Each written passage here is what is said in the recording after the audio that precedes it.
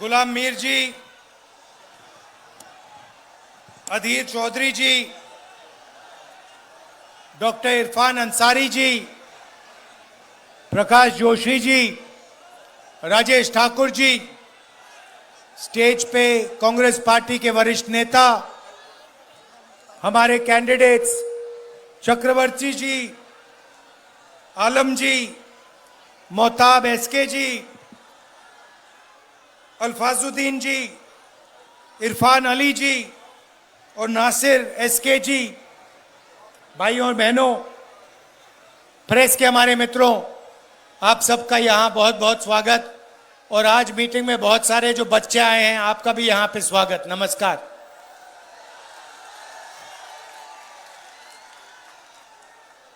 देश में दो विचारधाराओं की लड़ाई चल रही है। एक कांग्रेस पार्टी जो चाहती है कि देश में एकता, मोहब्बत, भाईचारा हो, और दूसरी तरफ बीजेपी, आरएसएस जो नफरत भरा देश चाहते हैं, हिंसा का देश चाहते हैं, देश को बांटना चाहते हैं। लड़ाई इन दोनों के बीच में है। आपने देखा होगा आज यहां अंबेडकर जी की जयंती है। फोटो पे हमने माला रखी। अंबेडकर जी ने देश को संविधान दिलवाया। गांधी जी, जवाहरलाल नेहरू, पटेल जी ने सबने मिलकर देश को संविधान दिया। संविधान में लिखा है कि इस देश के सब नागरिक एक समान हैं, कोई ज्यादा कोई कम नहीं है। सब धर्म, सब जात, सब भाषाएं एक हैं, एक जैसी हैं, और सबको एक जैसी जगह मिलनी चाहिए। बीजेपी, आरएसएस संविधान पर आक्रमण कर रही है। अंबेडकर जी के माला पर माला लगा देते हैं, मगर हर रोज अंबेडकर जी की सोच को मिटाने की कोशिश करते हैं।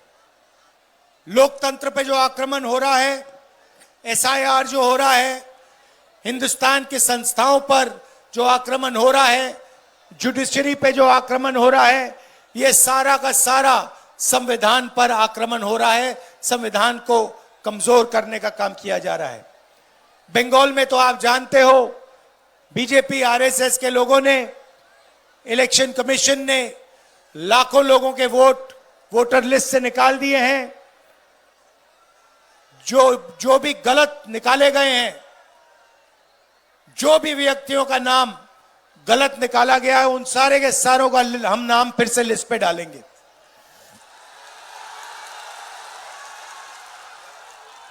भाई और बहनों, नरेंद्र मोदी अपने आप को देशभक्त कहता है। हां, आपने आजकल आप टीवी देखते हो, मीडिया देखते हो, आपने नरेंद्र मोदी का चेहरा देखा आजकल?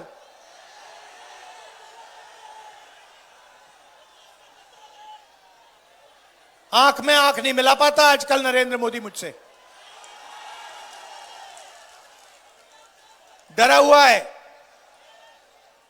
भाई और बहनों, यूएस इंडिया डील पे भाषण हो रहा था पार्लियामेंट हाउस में। एप्स्टीन का नाम सुना आपने? सुना है ना? नरेंद्र मोदी के जो चरित्र है, उसकी सच्चाई एप्स्टीन फाइल में बंद पड़ी हुई है।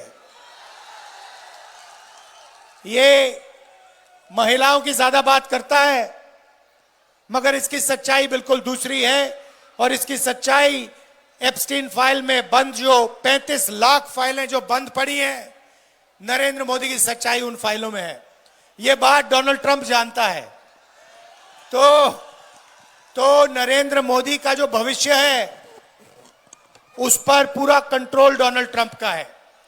डोनाल्ड ट्रंप खुल के कहता है कि जब भी मैं चाहूं नरेंद्र मोदी का राजनीतिक करियर मैं खत्म कर सकता हूं, 2 मिनट में खत्म कर दूंगा।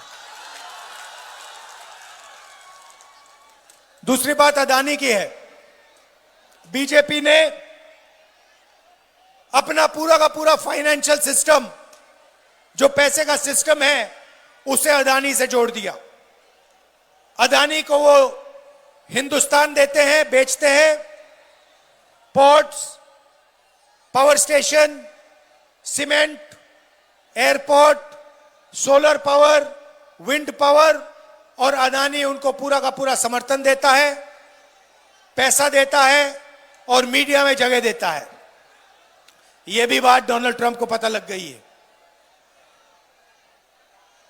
तो डोनाल्ड ट्रंप जैसे आपके घर में टीवी है ना, हैगा, हाथ में रिमोट कंट्रोल होता है ना, आप टीवी को कंट्रोल करते हो, वैसे ही मोदी का रिमोट कंट्रोल डोनाल्ड ट्रंप के हाथ में पड़ा हुआ है। ये बटन दबाता है, मोदी चुप हो जाता है, बटन दबाता है, मोदी बोलना शुरू कर देता है। ये डोनाल्ड ट्रंप मोदी से अगर कहेगा यार जंप लगाओ, मोदी जंप लगाएगा। और किया क्या इसने? अपनी छवि बचाने के लिए नरेंद्र मोदी ने यूएस डील में देश को बेच दिया, देश को बेच दिया। अपने आप को यह देशभक्त कहता है, इसने देश को बेच दिया है। इसीलिए यह मेरे सामने पार्लियामेंट हाउस में खड़ा नहीं हो सकता। यह भाग गया। पहले इसने अमित शाह से कहा कि इसको चुप करवाओ, बोलने मत दो। 4 घंटे मुझे पार्लियामेंट में नहीं बोलने दिया। मैं नहीं डरता इन लोगों से, मैं नहीं रुकता। बाकी नेता डरते होंगे, मैं नहीं डरता इससे, नरेंद्र मोदी से। उल्टा ये मुझसे डरता है, रात को ये सो नहीं पाता है, क्योंकि जानता है एक ना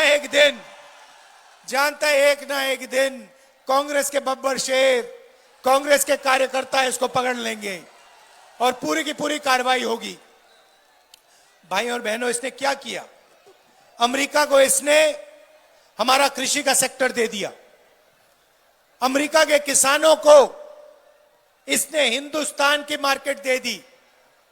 आने वाले कल में कपास, सोया, दाल, बादाम, अखरोट, फल, सारी की सारी चीज अमेरिका के किसान हिंदुस्तान में बेचेंगे और हिंदुस्तान के किसान बर्बाद हो जाएंगे।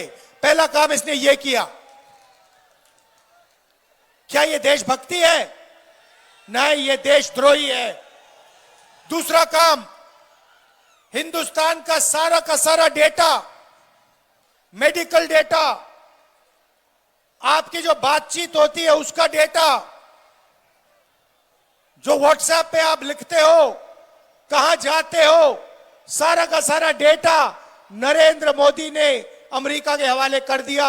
अमेरिका जहां भी उस डेटा को रखना चाहता है रख सकता है। जो भी अमेरिका आपके डेटा से करना चाहता है कर सकता है। तीसरा धोखा, हिंदुस्तान की एनर्जी सिक्योरिटी। नरेंद्र मोदी ने डोनाल्ड ट्रंप से कहा कि हम उसी से तेल खरीदेंगे जिसको आप कहोगे। अगर आप कहोगे कि हिंदुस्तान सऊदी अरेबिया से, ईरान से, रूस से तेल ना खरीदे तो हम नहीं खरीदेंगे। भाइयों और बहनों, तीसरा काम, इसने हिंदुस्तान की एनर्जी सिक्योरिटी छीन दी और अमेरिका को बेच दी। आप देखना, अब युद्ध हुआ है ईरान में, अब आप देखना क्या भयंकर आंधी तूफान आने वाला है, क्योंकि नरेंद्र मोदी ने अमेरिका को अपनी एनर्जी सिक्योरिटी दे दी। अब देखना पेट्रोल के दाम, गैस के दाम, केरोसिन के दाम, डीजल के दाम कहां जाते हैं। जब ये दाम बढ़ेंगे, याद रखना कि धोखा नरेंद्र मोदी ने किया है। नरेंद्र मोदी ने हिंदुस्तान की एनर्जी सिक्योरिटी अमेरिका को दी है।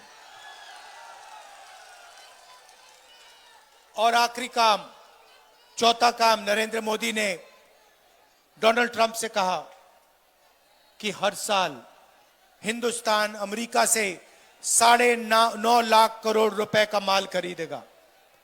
भाइयों और बहनों, बात समझिए, अगर हम 9.5 लाख रुपए अमेरिका से माल खरीदेंगे तो हिंदुस्तान की फैक्ट्रियों का क्या होगा? हिंदुस्तान और बंगाल की छोटी फैक्ट्रियां, मिडिल साइज फैक्ट्रियां सारी की सारी बंद हो जाएंगी। ये 4 काम नरेंद्र मोदी ने किए। क्यों किए? क्योंकि डोनाल्ड ट्रंप नरेंद्र मोदी को कंट्रोल करता है। डोनाल्ड ट्रंप ने नरेंद्र मोदी को पूरा अपने हाथों में ले रखा है, कंट्रोल कर रखा है। वो स्वयं कहता है, डोनाल्ड ट्रंप कहता है कि जब मैं नरेंद्र मोदी को फोन करता हूं, नरेंद्र मोदी फोन उठाता है और कहता है यस सर, यस सर कहता है हमारा प्रधानमंत्री, अमेरिका के प्रधानमंत्री को। आप सोचिए, कहां महात्मा गांधी, कहां जवाहरलाल नेहरू, कहां सरदार पटेल, कहां इंदिरा गांधी, कहां अंबेडकर जी, जिन्होंने अपनी पूरी जिंदगी देश के लिए दे दी, सालों जेल में काटे, शहीद हो गए। और कहां ये नरेंद्र मोदी जो अमेरिका के राष्ट्रपति को यस सर कहता है, उसके सामने झुकता है। यह सच्चाई है। दुख की बात यह है कि नरेंद्र मोदी एसआईआर कर रहा है, वोट चोरी करवा रहा है, बेरोजगारी फैला रहा है, नफरत फैला रहा है, एक धर्म को दूसरे धर्म से लड़ा रहा है। और यहां पे बंगाल में टीएमसी अपनी जिम्मेदारी पूरी नहीं कर रही है। ऐसे लगता है कि टीएमसी बीजेपी के लिए रास्ता तैयार कर रही है। टीएमसी भी नफरत फैलाती है। टीएमसी ने भी आपकी सारी की सारी फैक्ट्रियां बंद करा दी। बेरोजगारी, बंगाल को बेरोजगारी में नंबर 1 बना दिया।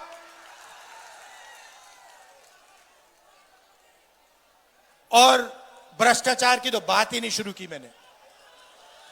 नरेंद्र मोदी सबसे भ्रष्ट प्रधानमंत्री है, तो यहां पे बंगाल में भी भ्रष्टाचार का रिकॉर्ड तोड़ दिया गया है। शारदा स्कैम, 17 लाख इन्वेस्टर्स का पैसा छीना, 1900 करोड़ रुपए उनके लिए उनको वापस नहीं दिए। Rose Valley chit fund scam, 31 lakh investors का पैसा छीना, 6,600 करोड़ रुपए उनसे लिए। इलीगल माइनिंग, ट्रांसपोर्ट, झारखंड से कोयला और गुंडा टैक्स, ये टीएमसी की सच्चाई है भाई और बहनों। बंगाल की जनता के लिए कुछ नहीं होता। अगर आप टीएमसी के किसी गुंडे को जानते हो, किसी नेता को जानते हो, तो आप काम करा सकते हो। मगर अगर आप टीएमसी के गुंडों को नहीं जानते, टीएमसी पार्टी के नहीं हो, उनके नेताओं को नहीं जानते, तो बंगाल में आपका कोई काम नहीं हो सकता। और पूरा का पूरा बंगाल सिर्फ पार्टी को चलाने के लिए, बंगाल की जनता के लिए कुछ नहीं किया जाता। आपके लिए बेरोजगारी, भ्रष्टाचार, नफरत और उनके लिए बंगाल का धन। भाइयों और बहनों, टीएमसी सिंडिकेट बंगाल को चलाता है। यह बंगाल की सच्चाई है। आपके चीफ मिनिस्टर ने वायदा किया था कि मैं 5 लाख नए रोजगार दिलवाऊंगी। मिला आपको रोजगार? मजाक है। उल्टा 84 लाख युवाओं ने एम्प्लॉयमेंट अलाउंस के लिए एप्लीकेशन भरी है। एक तरफ ममता जी कह रही हैं कि मैं बेरोजगारी मिटाऊंगी, 5 लाख युवाओं को रोजगार दूंगी, वो 2021 में कहा था। दूसरी तरफ